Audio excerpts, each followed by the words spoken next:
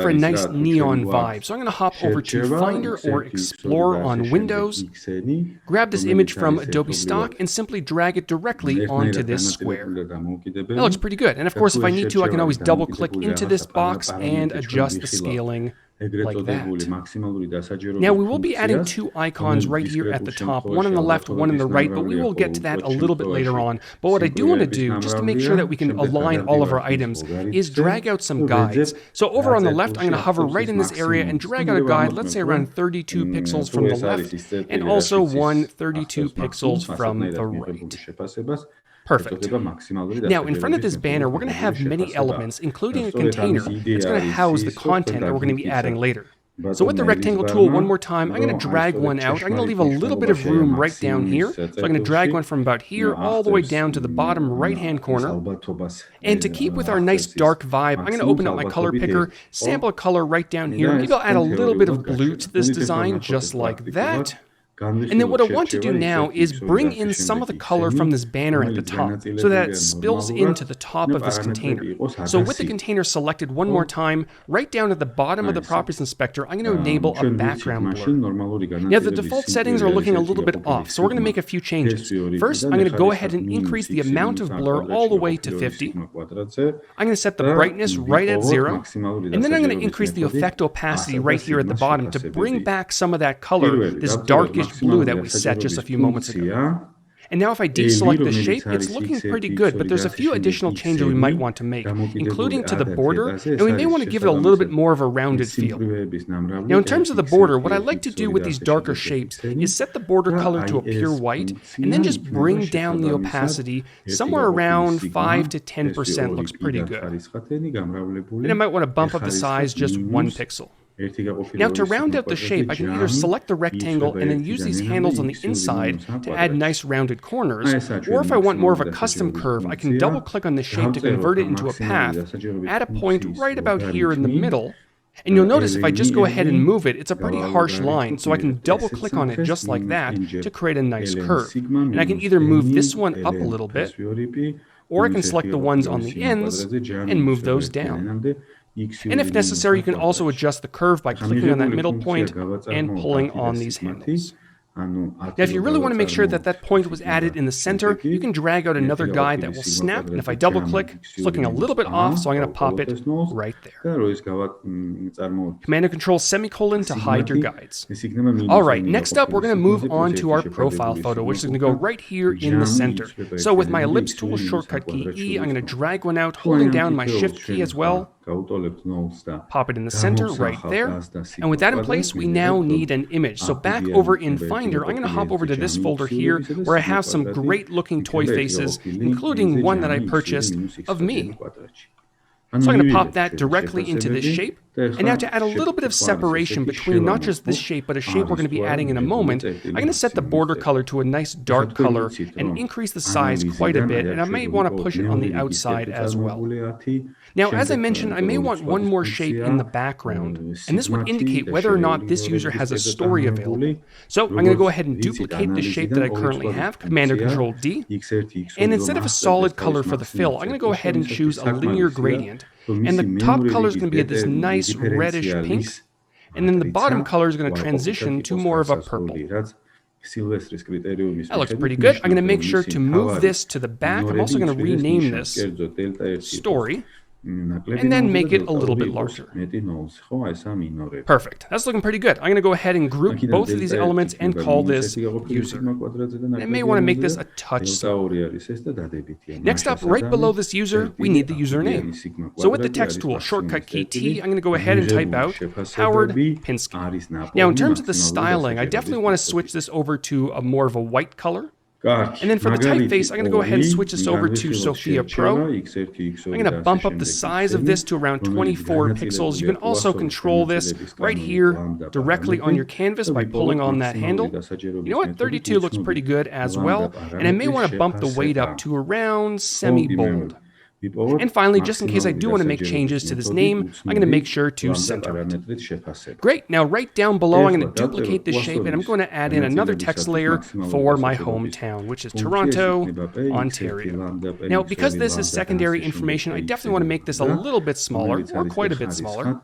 And I'm going to drop the weight just a little bit to about medium and also shift the color down a touch. You can also adjust the opacity as well, whichever you prefer.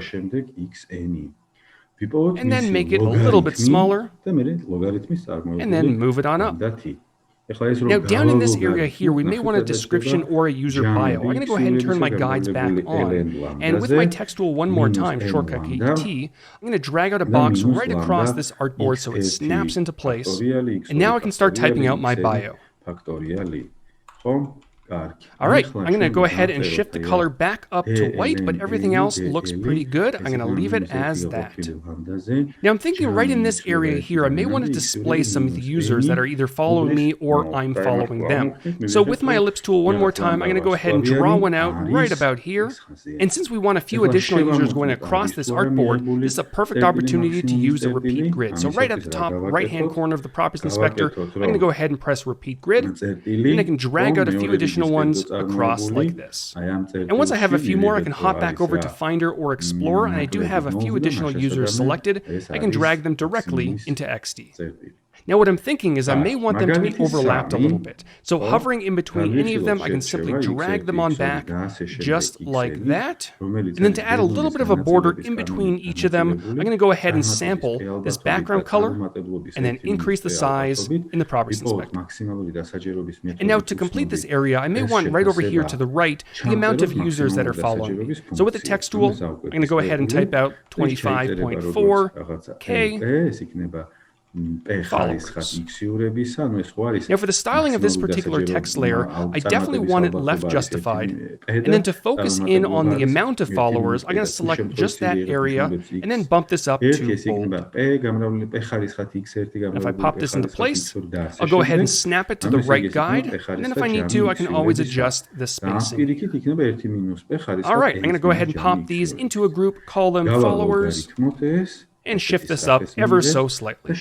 Next up, below this group of users, we may want two buttons. One primary button to follow this user, and then two, maybe a button to message. So with the rectangle tool, I'm going to go ahead and draw one out, leaving a little bit of room on the right-hand side for the other button. And I'm going to completely round out the corners of this particular button, just like that. And I'm thinking for the styling, don't need a border, but for the fill, we might want a nice actionable blue. So I'm going to go ahead and choose a color right in this range here. That looks pretty good.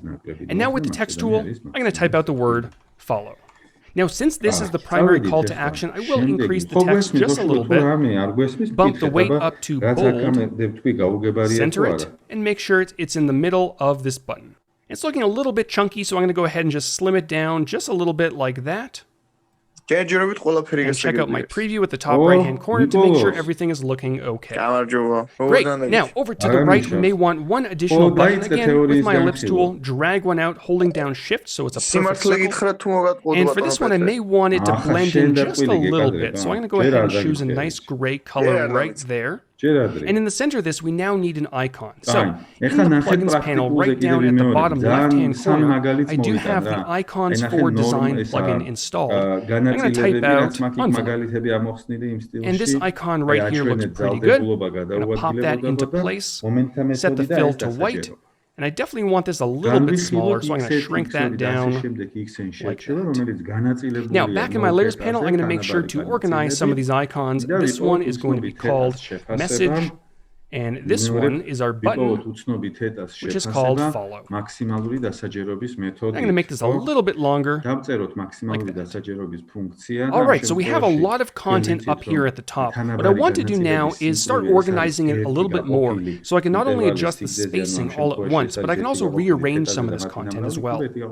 So I'm going to go ahead and select all this information right here, making sure not to select this background container. So I'm going to hold down my Shift key and click on it. Then I'm going to pop all of this into a group, Command or Control G, and this will be called Bio. And once the group has been created, over within the Properties Inspector, I can go ahead and turn on a stack, which will define it as a vertical stack because the content is moving down the artboard. And this will allow me to not only dive into this group and rearrange content as I need to, but I can also adjust the spacing. So with my Shift key held down, I can just pull in just like that, all at once. Or I can exclude the Shift key and adjust the spacing in between individual layers. Alright, the final thing we're going to add is right here at the top, we may want 2 additional icons. And I showed you already how you can use a plugin like Icons for Design, but now I'm going to hop over to Nucleo, which is a third-party icon manager, grab an icon like this one, copy it to my clipboard, and paste it into place. I'm going to go ahead and change the fill to white. And what you're going to notice is that the icon is very difficult to see right now. Now I can go ahead and increase the size just a little bit, and it makes it a little bit easier to see. But one thing you may want to do, especially when you're dealing with very colorful images in the background, is add a little bit of a gradient back there. So with this image selected, I'm going to duplicate Command and Control D, and then switch from a solid color, which right now is the image, over to a linear gradient. Now both the colors are going to be set to a pure black, but the one at the very bottom, I'm going to drop the opacity to 0. And then depending on how much of that image you want to come through, you can either select that first color at the top and decrease the opacity over here, or simply decrease the opacity of the overall layer. And now, as you can tell, the icon is much easier to see. And then finally, over to the left, we may want a simple icon to go back. So I'm going to go ahead and turn on my grid, Command and Control apostrophe, zoom on in, and then with my pen tool, I'm simply going to use this grid, click, click, and click.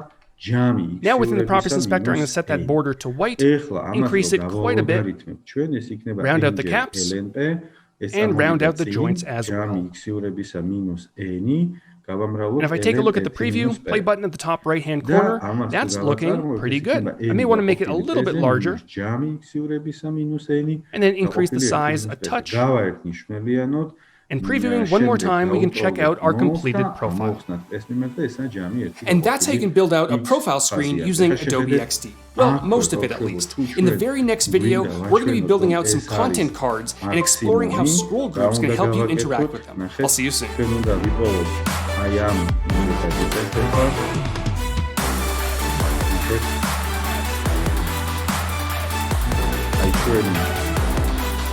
მეორე რიგის წარმოებული, ხო? ჩვენ ხო გვაქვს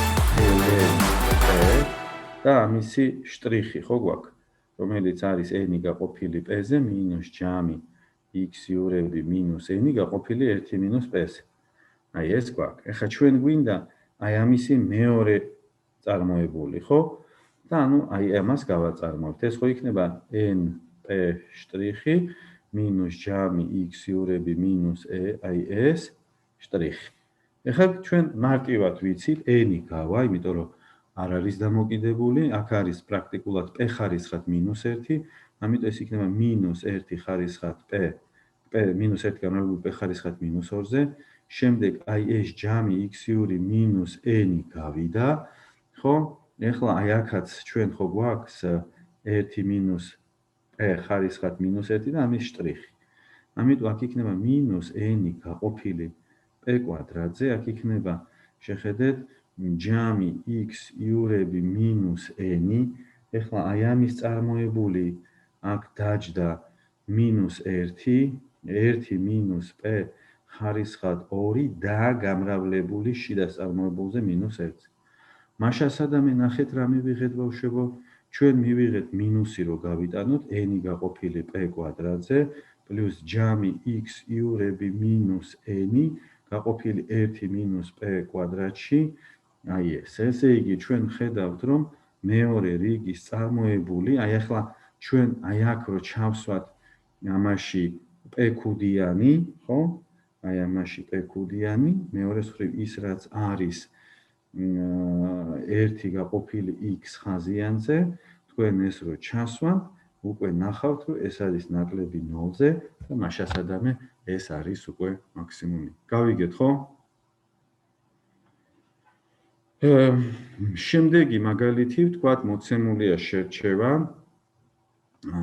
რომელსაც აქვს, ვიმეორებ, მოცემულია შერჩევა, რომელსაც აქვს ბინომიალური განაწილება, ვიმეორებ, მოცემულია შერჩევა, რომელსაც აქვს ბინომიალური განაწილება, ანუ ეს ბინომიალური განაწილება ნიშნავს, რომ ქსი შემთხვევით მასიდიდე მიიღო მნიშვნელობა m, აი ეს ალბათობა არის cnm, p ხარისხად m, 1 - p ხარისხად n - m და ცნობილი n-ისთვის მაქსიმალური დასაჯერობის მეთოდით იპოვეთ უცნობი პ-ს შეფასება. ვიმეორებ, ვიპოვოთ უცნობი პ-ს შეფასება. შეისწავლეთ მისი გადაუადგილებადობა და ძალდებულობა, ხო? აი ესაა კითხვა.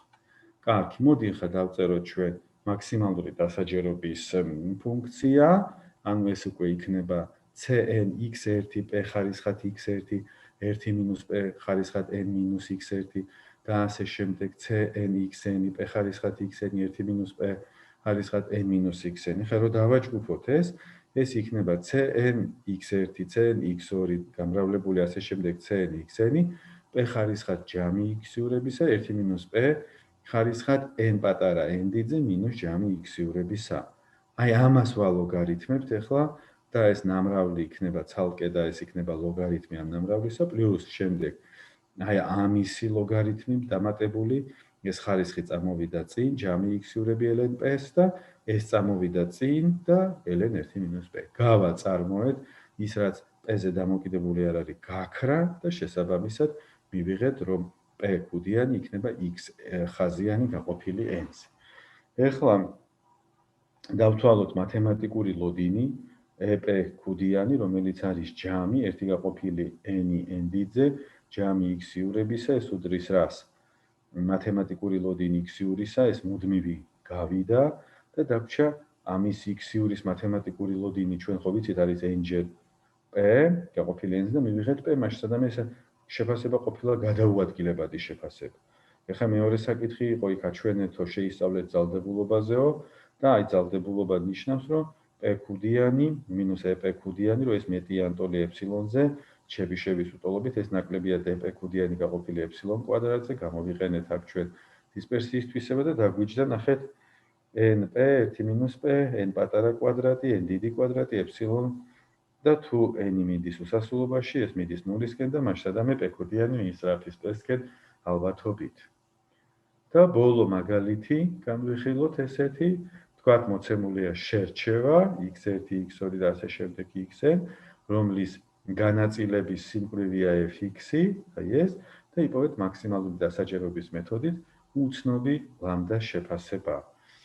ხო, ლამდა იქნება ამ შემთხვევაში აი ეს ლამდა ნახევარი e ლამდა x1, ლამდა ნახევარი e ლამდა x2 და ასე შემდეგ. აი აქაც ეს ჩავწერეთ ხარისხის სახით და გავალოგარითმეთ. ეს იქნება ln ლამდა ხარისხად n მინუს ln 2 ხარისხად n მინუს ლამდა ჯამი x-იურებისა, გავაწარმოოთ ლამდათი და ამოვხსნათ ლამდა კუდიანის მიმართ, მივიღებთ რომ ლამდა კუდიანი არის n გაყოფილი ჯამი x-იურის მოდულებისა. მოცემულია შერჩევა x1, x2 და ასე შემდეგ xn, რომელსაც გააჩნია განაწილების სიმკვრივე, ესეთი x ხარისხად a-1, b ხარისხად a გამა, e ხარისხად მინუს x გაყოფილი b-ზე, x მეტიანოლზე, b მეტიანოლზე და აცნობილია, იპოვეთ უცნობი b-ს შეფასება მაქსიმალური დასაჯერობის მეთოდი. ისევ დავწერეთ ეს მაქსიმალური დასაჯერობის ფუნქცია, გავამარტივეთ, გავალოგარითმეთ და გავაწარმოეთ უცნობი b პარამეტრის მიმართ. და მივიღეთ, რომ b კუდიანი არის x ხაზიანი გაყოფილი a-ზე. აი ეს არის მაქსიმალური დასაჯერობის მეთოდზე ამოსახსნელი მაგალითები, ხო? აქა თქვენ ხედავთ, რომ საკმაოდ მაგალითები გაქვთ ამოხსნილი, დაწყებული თავიდან ბოლომდე, ამიტომ ყველაფერი ეს დაგეხმარებათ შუალედურისთვის, დაჯექით, გაიმეორეთ, გადახედეთ, ხო?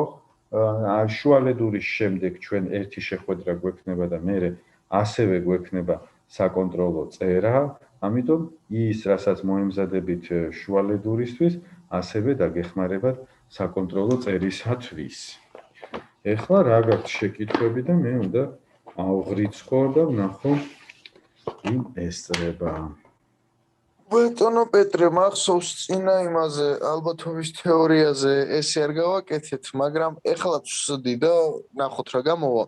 ხო. ესე იგი, თუ შეიძლება რომ იმ პრაქტიკული დავალებებიდან რაც იქნება, ყოველი იმიდან ერთ-ერთი გავაკეთოთ. ერთი. პროსტ რაღაც მარტივი მაგალითი. რა გავაკეთოთ მითხარი? აი განაწილებიდან. ყველაფერი გაქვთ. ნახე, მე რასაც ამდენი ხნის განმავლობაში პრაქტიკულზე გირჩევდით, ყველა მაგალითი გიდებთ. ამოხსნილი, თავიდან ბოლომდე გარჩეული, უბრალოდ თქვენ უნდა ჩაჭდეთ და გამოკიტრე, უბრალოდ ზოგს დაავიწყდა, ზოგს არა, ახლა ნახე, ნიკოლოს, ახლა მე ხო ყველაფერს თქვენს მაგივრად თქვენ უნდა გააკეთოთ ეს. მე შეკითხვა უნდა დამისვათ. ესმის? კარგით. ეხლა შენ თლად მოიმარტივებ ცხოვრებას.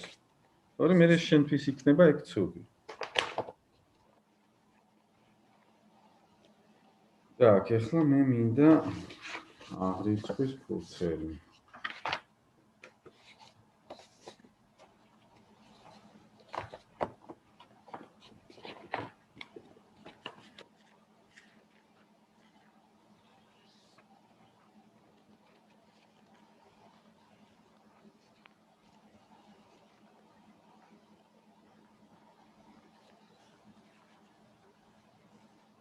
ესე იგი, აბდუშელიშვილი თამარი.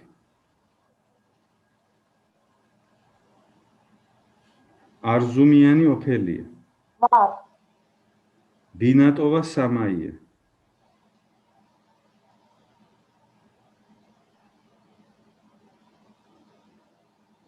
ბოლქვაძე ერეკლე. გუგუნავა საბა. გურბანოვა ლუტვო. ვარ. წინაზე არ იყავით? კი. დარბინიანი ანაიტი. ვარ. ერაძე ლუკა. კევლიშვილი ანა. კობაიძე ლაშა, მამაცაშვილი ბექა.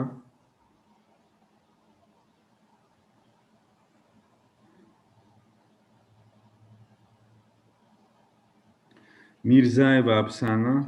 ვარ. ნიკაცაძე ილია არი. ნოზაძე მაია.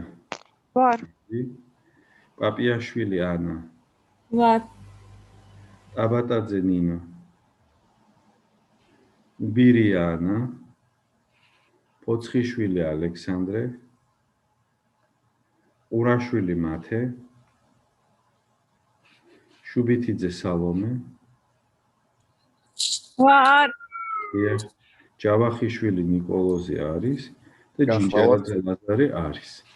კარგი, ვინმე არის, ვინც არ ამომიკითხავს? მე ბატონო პეტრე ბოლქვაძე ერეკლე. ბოლქვაძე ერეკლე, ეხლავი.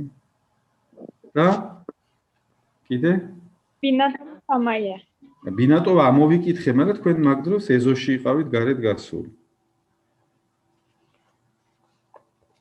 კარგი. ესე იგი, ყველაფერი გასაგებია, როდის არის შუალედური, როგორ იქნება, რა იქნება? რამე შეკითხვა გააქვთ? კარგით ბატონო პეტრე, მაშინ ესეთი შემოთავაზებით მოვალ. ყველაფერი არ გავაკეთოთ, მარტო განაწილება გავაკეთოთ, იმიტომ რომ მართლა აღარ მახსოვს. რომელი განაწილება? აბა მითხარ. აი რაც შუალედურზე მოვა, იმის ერთ-ერთი მაგალითი. ხო, მაგრამ ჯერ არ არის შუალედურის მაგალითები შედგენილი. არ არის? არა. უიმედედა. ხო, მე უბრალოდ გითხარი, რომ რა თემებზე იქნება და ჯერ შედგენილი არ გვაქვს. ნახე. კარგი. თემიდან გამომდინარე რომ ნახე, აი კიდე ერთხელ გაჩვენებ, აი იქ სადაც მასალები დევს, აბსოლუტურად ესენი, ნახე რამდენია გარჩეული. აი აქ შეხედე, აი წამოყევი, აი აქიდან, აი პირველი, მეორე, მესამე ამოცანების ამოხსნა, მერე ზოგიერთი ცნება, მეოთხე, საწყისი ცნებები, მერე მეხუთე, აი მაგალითების ამოხსნა, მეექვსე და რამდენი იმის მომენტთა მეთოდი და აი მეშვიდე იყო დღეს. მაქსიმალური დასაჯერობა. აი ხო გითხარი, მაქსიმალური დასაჯერობა, მომენტთა მეთოდი, აი საწყისი ცნებებზე, ძალდებულობა, გადაუადგილებადობა, ხო? და აი ამაზე მაგალითი და ასევე განაწილებები მათემატიკურ სტატისტიკაში, ან ნორმალურთან დაკავშირებული, ან ხ კვადრატი, ან რაღაც გაქვთ ეგეთი მაგალითებიც იქ ამოხსნილი. გასაგებია? მაშინ კი გასაგებია. ხო. გადახედეთ ამას ყველაფერს, ნახეთ, სამშაბათს იქნება, თეორია გაქვთ, პრაქტიკა იქნება ცოტა დასაწერი. კარგი, დღეს თავისუფალი ხართ. შემდეგ ხუთშაბათს ჩვენ შეხვედრა არ გვექნება. ანუ ესე იგი ახლა ნახოთ კალენდარში, ესე იგი შემდეგი ხუთშაბათი არის 22 და 29 აპრილს ჩვენ ხვდებით, ხო? ისე ბატონო პეტრე, რაღაც პატარა შეკითხვა მაქვს. ინსტიტუტი გამოაცხადეს 14-დან 11-მდე არამუშა დღეები. მან გვექნება ჩვენ დასვენება? არ ვიცი, ნახოთ რასაც იტყვიან, გვაცნობებენ და გეტყვით. კარგი. თქვენ დასვენება გინდათ? თვის დიდად სულ ერთი არის, მაგრამ ნუ არ გაწყენს. კარგი, აბა დროებით. ახლა